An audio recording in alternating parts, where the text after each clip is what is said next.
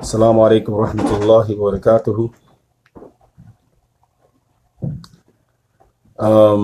Bismillah wa salatu salam ala rasulillah alayhi salatu salam. We're going to have a talk today. This is in a series of talks about the experiences of African Americans, Muslims and otherwise. Because as Muslims, we should be giving dawah to our people.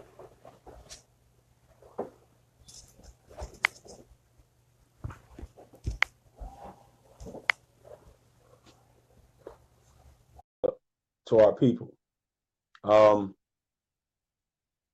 It doesn't make sense to have the truth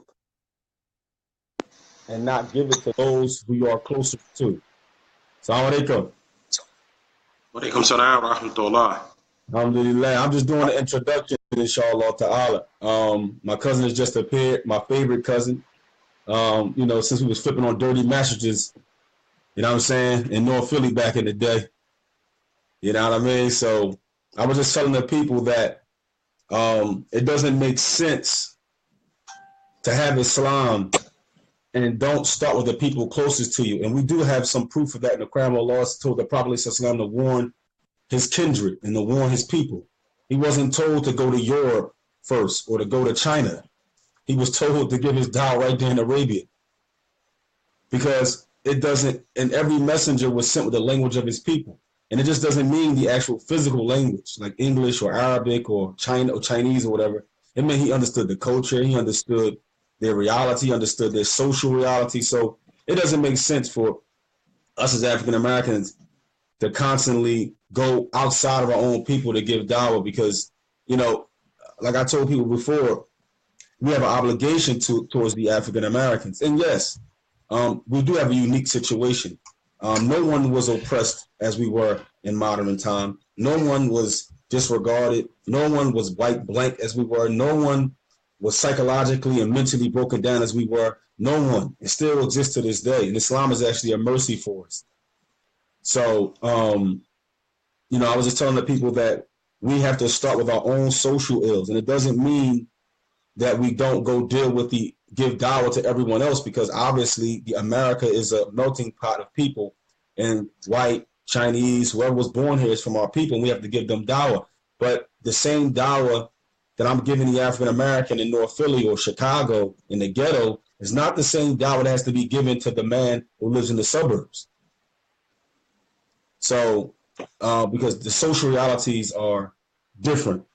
So today's talk, introducing my cousin Abdul, Hafith. Today's talk will be about the real life experiences in dealing with the industrial prison complex and its effects and its reality on black males when they come home and everything else.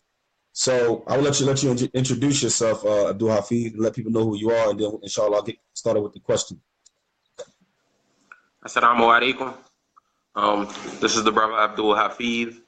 I guess the reason why Issa invited me to speak with you guys today is because the prison complex is something that I have a unique experience with.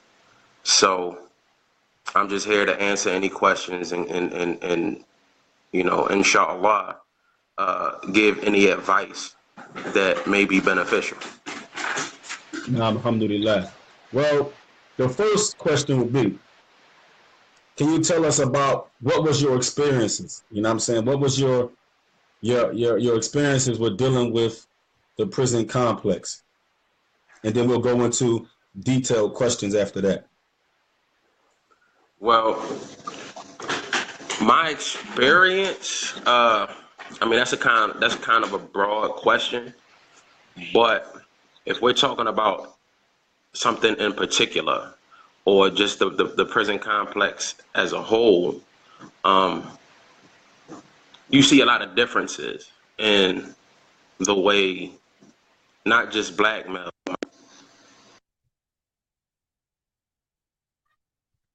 you see a difference in the way that not just black males, but minorities or, those of us who aren't of a certain social stature, you see the way that the difference in how we're treated versus those that are a bit more privileged.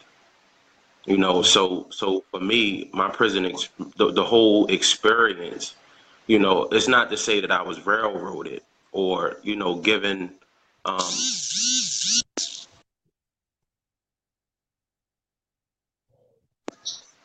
or given, an unfair shake, but there are a lot of differences in the way that cases involving, that demographic of people that I was just speaking of.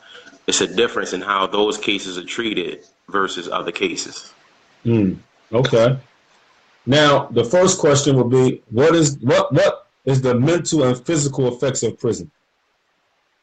What were the mental Well, effects, and what was some of the physical effects, if any, was it about being in prison?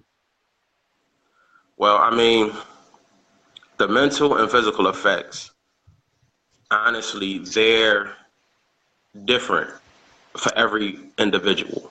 Mm-hmm. It's certain psychological things that are systematically put in place, I guess, to um, kind of steer us towards thinking a certain way. And this way of thinking that I'm referring to is what, people would refer to as being institutionalized, Yeah. where Yeah. you're basically yes sub boss, no sub boss, and this is the mentality of the jailers, the COs, and the staff at every institution. I mean, you do find some that are very helpful and some that look at you in a different way. But for the most part, this is how their actions depict or try. This is how they use their actions to try to influence us, Mm. to get us to act a certain way. Now, what would you say will be the outcome of that type of environment? Somebody psychologically goes into that environment. He's 18, he's 19. How does that cause him to, I guess, become institutionalized? Because you went in when you were kind of young. So how, if the law doesn't save a person, for basically, if a person goes in and he's young and he goes through that cycle of what you're saying, the COs, what does that do to him coming out of there? What's the outcome of that mental, of that setup? What do you think is some of the outcomes of that? What you have seen yourself or experienced? Well, what I've seen just based off of um, what goes on in these institutions is that you have what's called recidivism, and this is the rate at which people are released from prison and come back. So, because of the way that people are treated in the institutions, no matter how much it is that they say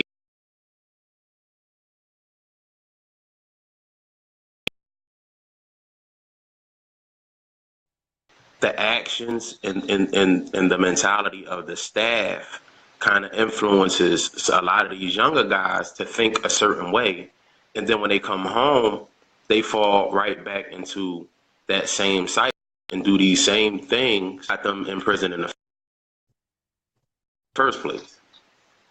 So in a lot of situations, in a lot of instances, people, rather than finding a different outlet, finding a different way to, you know, provide for yourself and provide for your family, look for the shortcuts because this is just what you're around. If you're in prison and you're not looking to become a better person yourself, you're just there. Mm. All right, I'm doing my time. Then it's very easy to fall into the trappings of what goes on in prison. And this is why a lot of individuals come home and go right back. You want to ask a question? So is it like self rehabilitation? Like you gotta look at yourself Mm-hmm. and basically rehabilitate yourself because The question, a question was posed So is it like basically in prison you have to rehabilitate yourself, meaning it's not set up to make you a better person. You personally have to dig inside and become a better person because it's not really set up for you to become a better person. Absolutely. The prisons are set up more for warehousing than for rehabilitation. So if it's not a situation where you yourself as an individual, um, if you're not looking for change, if you're not looking to do something different with yourself, something different with your life, then um, there isn't any type of system in place in these institutions to push you towards changing. So it definitely has to come from within if you want an education, particularly in the federal system. If you want an education, they done snatched all the grants and the money that used to be available for inmates to get degrees and to go on and study something and get some kind of credentials under their belts. All of these programs were snatched out of the jails. So what else does a person have to do? You go to prison, it's easy for you to pick up some drugs in there. I mean, that's everywhere. It's easy for you to pick up a gambling ticket and start betting on the games. That's everywhere. They make sure that these things are abundant. But to actually be able to pick up a book and get a degree, for one, you have to spend money out of your own pocket, which in those particular situations, a lot of people don't have. They do allow you to take correspondence courses and things of that nature. But if you're in a situation where you can't afford it, then you stuck. So basically, they want you to come back to prison. I mean, absolutely, it's job security. Because if brothers in there educate themselves and then in turn come home whenever it is that they do get an opportunity to come home and they try to educate the younger individuals who they might see going down the path that they went down, then what this does is this curbs that recidivism rate. Now the recidivism rate is lower. You don't need as many institutions. People start getting losing jobs because now they can cut back on COs. So of course they want you to come back to prison. It's job security. It's a monopoly. So it's basically a private industry. It's basically a private industry, and it's basically Monopolized. they make money off you being in prison. So why not want you to come back?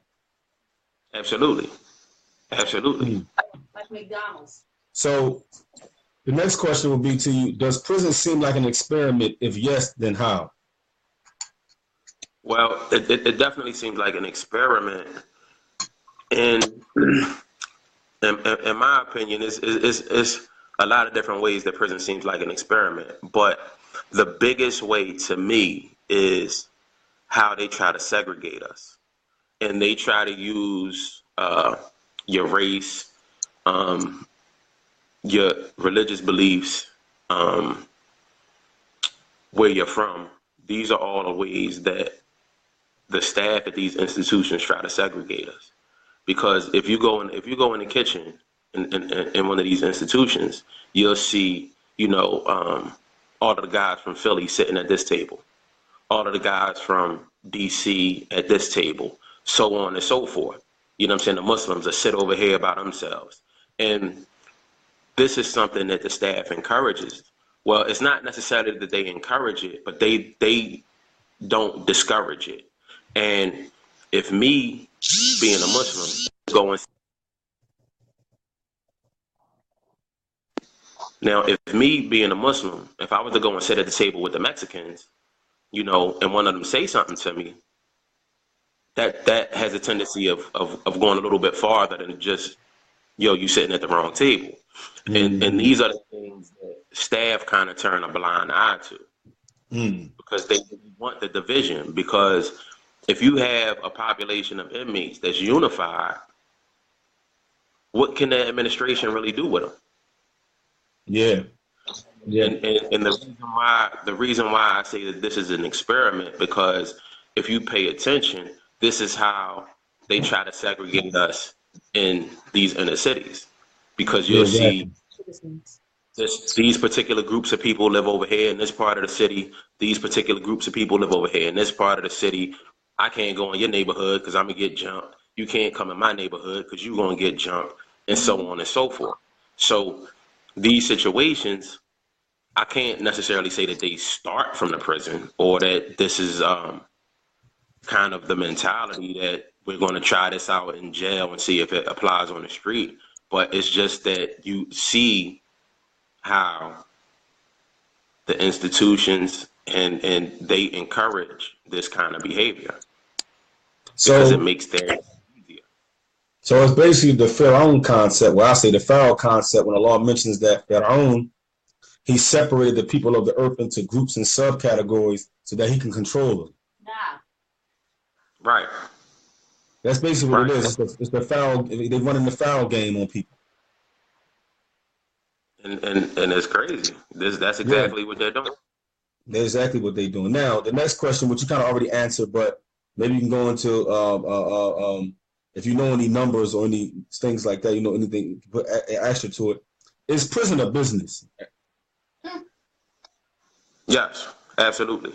And And what and made you? Yeah, yeah, go ahead. the the reason why I say prison is a business, for one, they get every institution is given a certain amount of money per inmate from the government. Now, this money is supposed to be used to take care of us, to educate us, to rehabilitate us. But if there's no rehabilitation going on, if there's no education going on, if we have to, in order to get a decent meal, we have to spend our money on the commissary, then what is that money actually being used for? And not just that, but a lot of these institutions have different prison industries where they're able to make goods at basically slave wages and sell them at astronomical prices. Now, I worked in one of these factories where it's called Unicor. If anybody who's been in the federal system, they should be familiar with what Unicor is. Now, Unicor only sells their products to other government agencies, other government institutions. But if they're paying me 42 cents an hour to make a chair, and within that hour I can make 6 chairs, and they turn around and sell each one of these 6 chairs for $1,100 a piece, then I only got 42 cents. It's a hell of a business. So it's slave. So basically, it's slavery. The new Jim Crow and it's slavery because actually it's more black men in prison than it was in slavery. It's basically it's basically what it is. Yeah, absolutely. SubhanAllah. Now, what are some of the ways to keep this business running? What's some of the ways they keep this business running? What's some of the that you have experienced that what's some of the ways that they tend to use, whether it's psychological, whether it's physical, whether it's by law, some of the things you have experienced that you can see clearly that they're trying to keep this business going? I guess for me, the biggest thing that I see that they do to try to keep this business going is making it as difficult as they possibly can for you to educate yourself. A person with no education, he can only fall back into the things that he knows and what he feels is what he feels that he can do, to get himself out of whatever situation he might be in.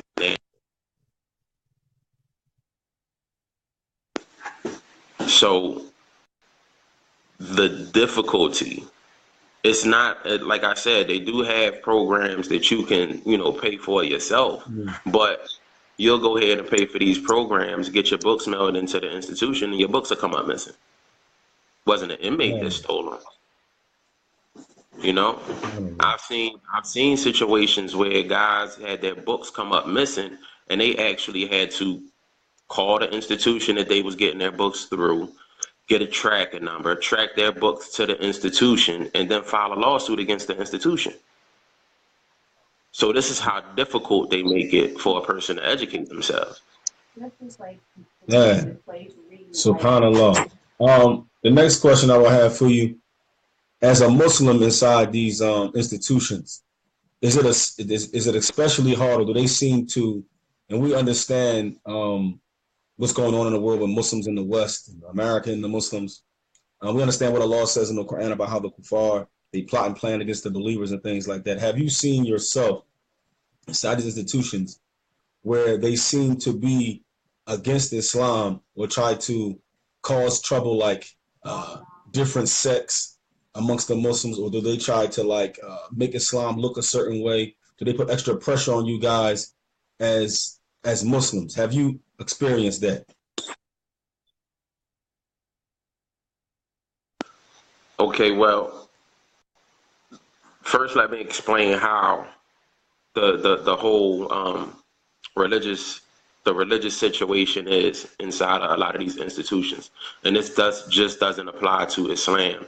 This applies to whatever religion people in these institutions follow. For the most part, the institution kind of allows us to, I guess, run our own show, in the sense that there's certain things that by law they have to give us, which is Jumu'ah every Friday. They have to give us an Eid only once a year. But these are things that they have to do. So in doing these particular things, like I said, they kind of allow us to steer the ship, But when it comes to the things that they're obligated to do for us, like I said, for the Eid, we don't even get to pick a menu. You know what I'm saying? So there's just give us it's not pork. But if this was the Jews, they do what they want to do. Okay, well, this is what we want. And they have these people who reach out to the institutions from the outside. They have an outside voice. And Islam, the Muslims in these prisons, are the only religious group without an outside voice. Nobody is allowed to speak up for us from the outside.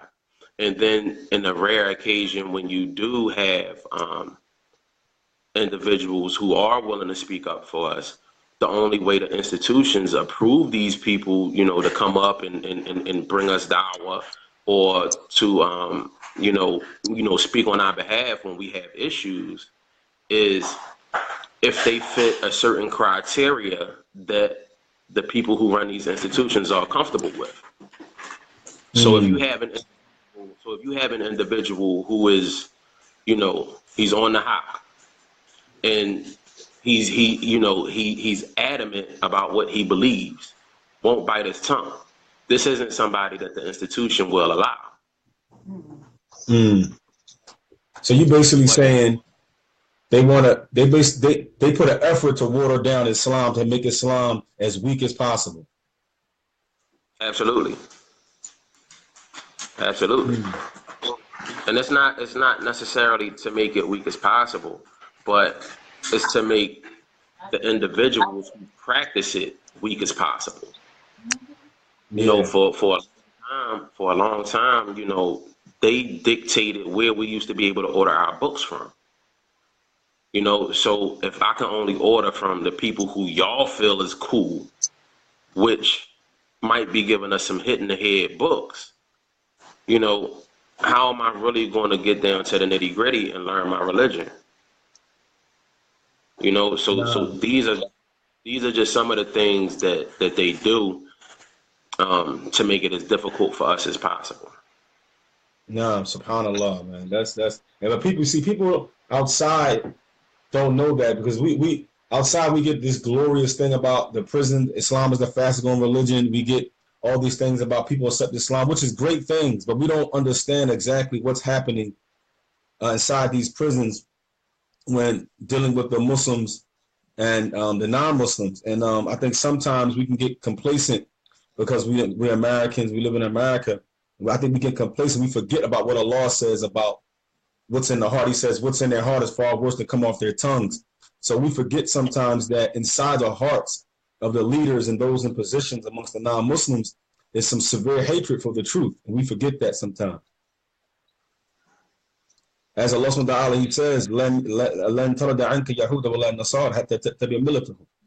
subhanahu wa ta'ala says, never will the Jews and Christians be pleased with you until you leave your religion and be like them? And we forget those verses. I think we forget that. So, subhanAllah, may Allah make it easy. Now, the next question I have for you is, what is the transition of leaving prison and then coming home? And I'm asking this because from what I'm hearing from a lot of people who've been in prison, you guys can't get grants when you get out. It's very difficult to get a job. They make sure that the word felon, they make sure that a lot of African Americans, a lot of African American men who come from prison, it's as if the whole thing is geared to you never ever getting your foot firm in society, sort of go back. That's what it looks like to me. Maybe you can elaborate on that, but the transition of leaving prison and coming home, what is that transition like? Because it seems a lot of people fell in that transition. May Allah continue to protect you and keep you going forward. I mean, but a lot of people seem to fail in that transition. Is it set up that way for you to fail a transition? And what is that transition like for you personally? Okay. First, I honestly don't think that.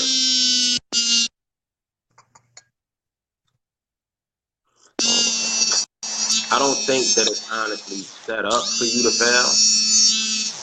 What happens is you have to utilize the time that you have while you're in prison to prepare yourself for what's going to happen once you're home. Mm-hmm. So when you have a whole bunch of people who are in these prisons who say, okay, this is what I want to do when I go home, but they don't take the steps necessary to, for one, educate themselves on what it is that they want to do, or to prepare themselves mentally and emotionally for the hardships that they're going to face when they come out. This is what makes it difficult for a lot of people. This is why a lot of people fail.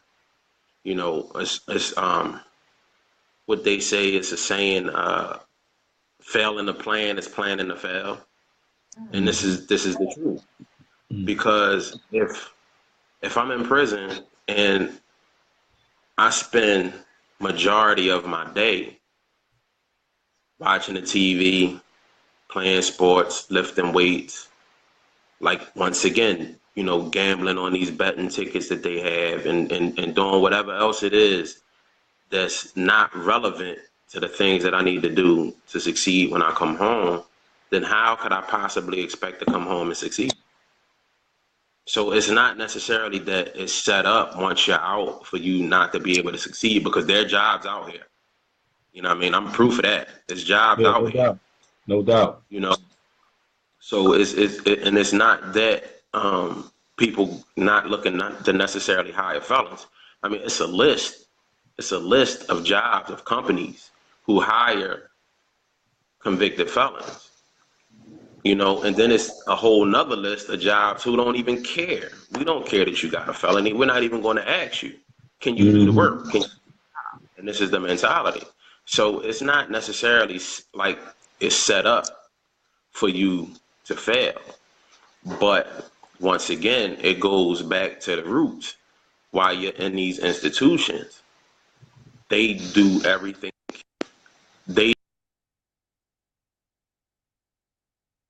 They do everything that they can to make it as difficult as possible for you to educate yourself. So if an individual is coming home, no skills, no education, got a family to support, and the only thing available for him is, you know, a Taco Bell, a McDonald's, or something like that, a lot of individuals won't take that step and say, okay, I'm gonna do this until I can get something better. That I can't do that. That's not enough. I need more. And they'll go to, you know, going back to doing whatever it is that perpetuated the cycle in the first place. So the thing about we have a question from here, but I'm gonna say my question, and then I'm gonna ask the question the brother asked here. Getting grants and things like that, is it harder for a felon to get grants and to move around in society? Meaning, First question is, can you guys get grants? The second question is, if you come out and being a felon, they give you a certain list of jobs or certain places you can go to get a job. Some jobs don't say anything, but as a felon, you come out. Does that keep you does it make it harder for you to move up the social ladder? And can you guys get grants for school? Well, as far as the grants go, I'm actually not sure because I've never applied for any grants. Sure. But I do know that they're out there. So I mean, they do have things in place specifically for individuals just coming home from prison.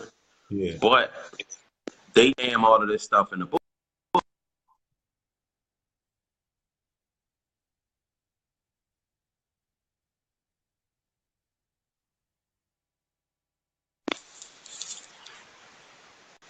They put all of this stuff in a what? They'll put all of this stuff in a book, and that's basically how they hide it. You know, they make it so difficult to find out about these grants and these loans and whatever other monies that they have available for inmates, which they do have available. They do have these things available, but they make it so difficult to find. And once you find it, it's so much red tape that you got to cut through to get it. You know, it's discouraging. So basically, you want to hide from a nigga, put it in a book. That statement. I mean, it's the truth though. It's the truth. Yeah, it's definitely the truth. I have a question from the audience. Our brother Yusuf Rios, may Allah preserve him. He said, would re-entry programs ran by Muslims facilitate the process of staying out? I think Muslims starting these programs basically. Right. I mean, I think it would help. I think it would help a lot because, you know, it's only so much that you go to the masjid, you meet the brothers in there, you know what I'm saying? And inshallah, they may be able to give you a hand up, you know, point you in the right direction. But it's only so much that you can accomplish doing things that way. So if you have a group of brothers who this is their job, this is specifically what they're tasked to do to, you know, help make the transition, because you had so many Muslims in these institutions coming home, you know, the first thing they kind of do is, let me go holler at my man, I need a check. Let me go talk to this brother because I ain't got nothing. You know, and if you have the brothers, you know, the Muslims willing to step up and, you know, fill that particular need, not to necessarily say that, you know, these brothers should get together and start giving the dudes who come home from prison money. No, but if you have the programs in place to help them to look for jobs, to help them to find these grants, to help them get housing, to help them get clothing, to help them get a car, to help them get tools for work. If the Muslims were the individuals doing these things for the Muslims, it would definitely make it a lot easier, because now I don't have to resort to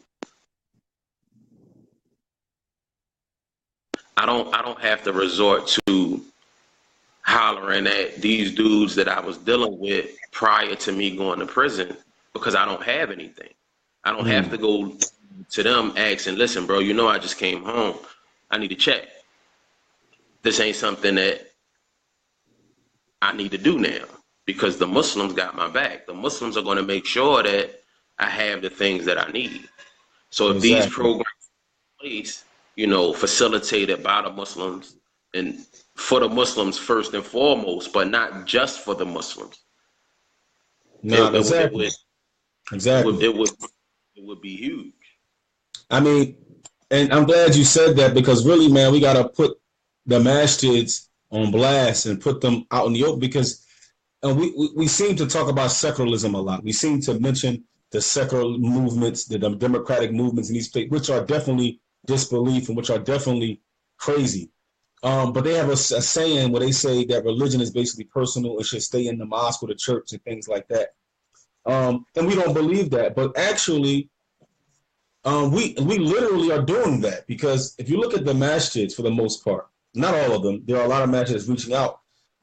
We seem to keep Islam inside the masjid. We have retreated into the masjids where it's just about sitting in front of some guy with a white phobe on learning some books, which is good for the soul. We should do that. But what happened to the outreach? What happened to us going out? The Prophet ﷺ sent his companions out to different countries and villages, and Islam was so vibrant out in the open. And Islam is for humanity. It's not just for the inner city. It's not just for black people. It's for white and everybody. And it seems that we should have the first ones to step out in the community and mingle and mix and show the people, hey, we are for humanity, but we seem to have retreated into the masjids. I don't know if you see that the same way I do. I can definitely see it, but at the same time, I do see in certain areas, particularly in different neighborhoods in Philadelphia, where the masjids do try to. I can't say it's the masjids themselves, doing this outreach, but the brothers within the masjids, try to make it a point to, push the deen. Yeah. You know what I'm saying? And Yeah. you'll see that in particular neighborhoods in Philly, but you don't necessarily see it as abundantly as you should. That's organized. It's a situation where I'm walking down the street and I walk by a masjid, and aside from looking at it and recognizing that it's a masjid, that shouldn't be the only thing that reminds me, that lets me know that that's a masjid. It should be at all times. If I'm walking by the masjid, somebody should be out there. Assalamu alaikum. Trying to invite people to the masjid, trying to invite people to the deen. And this is something that you should always see. Exactly. Feeding the poor, giving clothes drives, just being out and about in the community, letting the people know that the Muslims are present. Nah. Stuff like that. No doubt about it, bro. I mean, I'm with you, man. So what has been your transition personally? That's the first question. What has been your transition personally? You can share what you like about that. And the second thing is, what's the effects on our community as African Americans, the prison? What is the effects that you think, that you see? And what do you think will be some solutions for the young people that they don't go the same route, end up in the same situation? So the first one is, what is your experiences coming home? What is the effects that you see that prison has had on the African American community? And what do you think the solution is to keep our young people from going to prison, your experiences? Outside of Islam and teaching them Islam, but what are some, how can I say this? Physical steps outside the spiritual. Spiritual has to be there, but what are some of the physical steps you think need to happen? But you can answer the questions in your order. Okay, well, first and foremost, my transition was it was a little bit different. It started out pretty rocky. Yeah. Because I came home and I think I had did a little bit more to prepare myself to come home, mentally and emotionally. So, even though there were, the financial struggles, mentally and emotionally, I wasn't necessarily in a bad place. I wasn't in a place where I was ready to turn back to the things that I was doing that got me in prison in the first place. But now, I've only been home for about 4 months. Yeah. Yeah, about 4.5 months now. So at this particular point now, alhamdulillah, things are a lot more positive in my life. Things are moving forward. I mean, they're still not where I need them to be, but I'm being patient. All I can do is just accept the qadr, the good and the bad of it.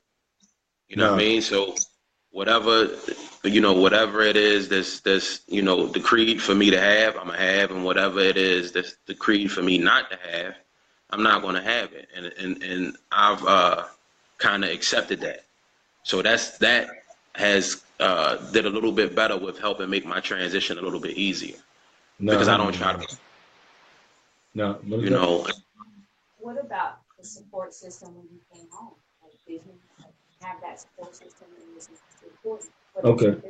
The question is, when you came home, the support system, did you have it, and how important is it to have a support system? Um, I definitely have a support system. You know, my wife being my number one supporter. No, My father, my sister, my brother, so on and so forth. But exactly. for like, I don't think people realize how big having a support system is. You know, when you come home from these institutions, being able to have somebody that you can depend on to help you, and this may not necessarily be a financial help, but just to have that help available to help you get through certain situations, to help you navigate. Like if you had somebody who's done a stretch like I did, making that transition is a little bit harder because everything is foreign to you now. You come home, you got the cell phones, the tablets, smart TVs. It's like Chinese. Like I You don't know got none new of this. buildings, you got new skyscrapers downtown. Yeah, everything is new and it's different. Yeah, So in order to be able to make the adjustments and to reintegrate yourself back into society, you need that help. yeah, You need exactly, it. exactly. So What are the effects that you personally seen by being in prison, by going through that whole horrible thing? That Lord protect you from ever having to go through it again. I mean, I mean, coming home. What are the effects that you get from your experiences that you've seen on the African American community? How devastating is it really? the biggest effect that I see that it has on the African American community is that it takes the fathers out of the houses. Oh, Yeah, You know, so and yeah, this is I think the most detrimental thing to our society. And that's not to say that all of the fathers that's in prison was good fathers. It's not to say any of that. But it is to say that Allah knows best who these individuals may have turned out to be if they had a family depending on them while, and they was home doing whatever it was that they had to do to provide for their families. You know, mm, it's just like uh in a way it's like uh,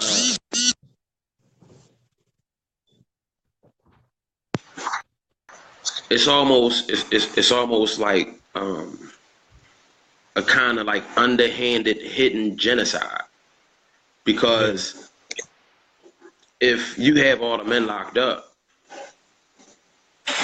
then you start to have a situation where the women now have to date outside of their race, which waters down the African Americans and at some point wipes us out, in totality, because mm-hmm. the men are not there to, you know, play their part and be, the backbones for these black women. Ain't no doubt about that. And it helped. Then the sons have no disciplinaries, so they go to the streets and they kill each other. So it's like an all around genocide. It's a big cycle, and this is how we end up with so much homosexuality. That's not to Yeah, say that these things aren't in the institutions, but when you have a shortage of men, a shortage of good men, the women are going to turn to other women, at yeah, some point, or they, like I said, they'll turn to going outside of their race, turn to messing with other women, it just creates a situation where, you know, the women are affected just as hard, if not harder, by the men being in prison than the men are, because now they're stuck playing mommy and daddy. SubhanAllah. And it seems to be an agenda and really done on purpose, unfortunately. Absolutely. If you pay attention, right now, I'm gonna use these particular neighborhoods that I'm speaking of because you're from Philadelphia and you're familiar with these neighborhoods. Yeah, exactly. If I'm in North Philadelphia selling drugs, I'm just in North Philadelphia selling drugs. Mm-hmm. But if I was to take my behind to Chestnut Hill, soon as the first time I make a sale, the neighborhood, the individuals in the neighborhood, they're going to make sure I'm not there to make a second one. The police is going to be breathing down my neck ASAP. Mm-hmm. So yep. what this is these situations with the African American men not being in the houses, not being in the homes because they're in prison, it creates a situation, like you said, where the younger generations, they're just out left to do whatever. And at the same time, you can see how the neighborhoods where the African Americans are treated a lot differently. They're policed a lot differently than the neighborhoods where they aren't. Also, the Hispanics, the Puerto Ricans, the same way. Absolutely. Yeah. Well, I mean, all of us in the same neighborhood. So yeah, we're in the same neighborhood. When I speak, and I talk about the African Americans in these neighborhoods, I'm not just speaking, specifically on the African Americans. I'm talking about the minorities in general. Yeah, because we all in the same neighborhood together. So it's like they don't care that we have 100,000 guns on the street in North Philadelphia or in South Philadelphia. They don't care that it's drugs being sold on every corner. I mean, of course, they have to arrest people because they have to perpetuate the prison complex. They have to keep that machine running. So they have to lock people up. But at the same time, they don't care about what we do in these neighborhoods because ultimately we're killing each other. We're killing ourselves. We're hurting ourselves. And this is, at the end of the day, what they would like to see. Exactly. It reminds me of something. Again, Pharaoh, because whenever you mention some type of oppression, you can go right back to Pharaoh and his story and see the whole technique. I mean, when Allah said that he killed off the men and the boys and took the women captive, and this was to keep them down and to break up their family structures and things like that. And this is how he was able to keep the children of Israel weak, that he destroyed the men, killed off the boys, and kept the women captive. And it makes me think exactly how we see the European who run this country today. When I say European, I'm talking about those in power. And they have destroyed the men, killed off our boys because they don't have fathers, so they end up selling drugs, ODing, murdering each other, killed off our young boys. They put our men in prison, and they have our women captive by being alone, lesbians, Section 8, welfare. I mean, running households when they shouldn't be running them anyway, because the neighborhoods are in total chaos because women really shouldn't be running these communities. Men should be there running them, but they knew by removing the man, you remove the leadership, and then the shit can't sell right. So they do an exact same thing that Pharaoh did to the children of Israel. It's no different. Absolutely. It's no different. And it's unfortunate. The only positive thing about the children of Israel, they kept their heritage, their language, and who they were. And us, they kind of wiped us blank. And then Allah gave us Islam to us to regain some type of consciousness and sanity. Alhamdulillah. The last question, brother. What are some of the physical steps that we can take Firstly, obviously giving dawah to our young men, and inshallah they become Muslim. But after they become Muslim, after they seem to getting away from these things, walaikum salam wa barakatuh, getting away from certain bad behaviors and certain habits, what physical steps that you think should happen to keep our young men out of prison? I think the most important thing that has to happen is the men have to step up and be men.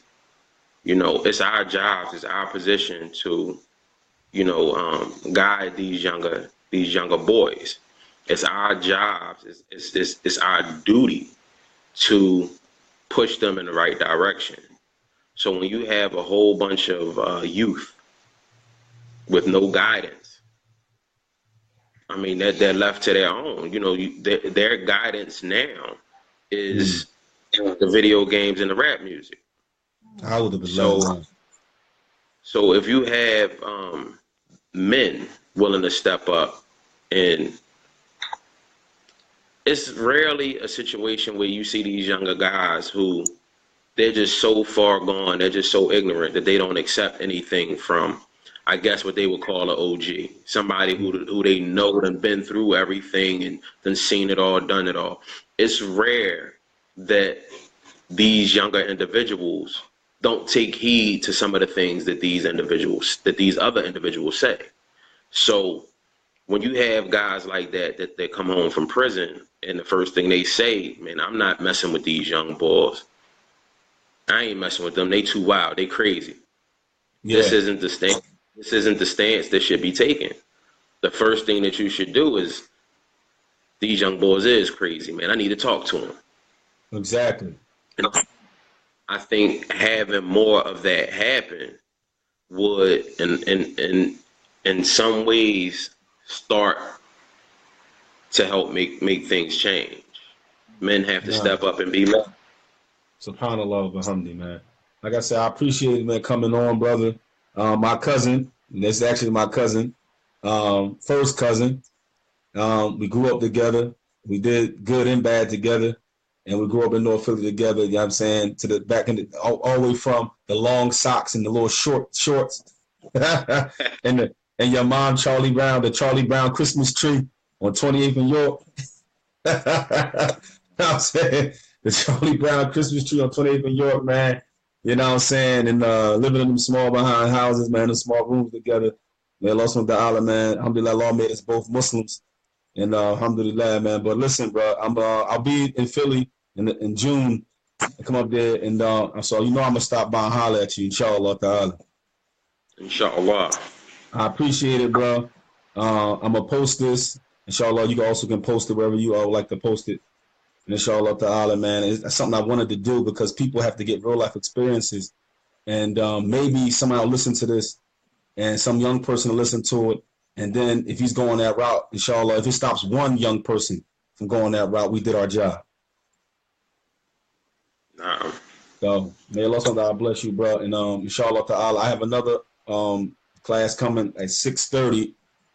It's going to be about absent fathers in the African American community. And its effects on the family structure and examples from the Quran about fathers with their sons. So inshallah, that'll be at 6:30. Inshallah. Inshallah, man. I love you, bro. I love you too, Aki. Assalamu alaikum wa rahmatullahi wa barakatuh. Wa alaikum salam wa rahmatullahi wa barakatuh.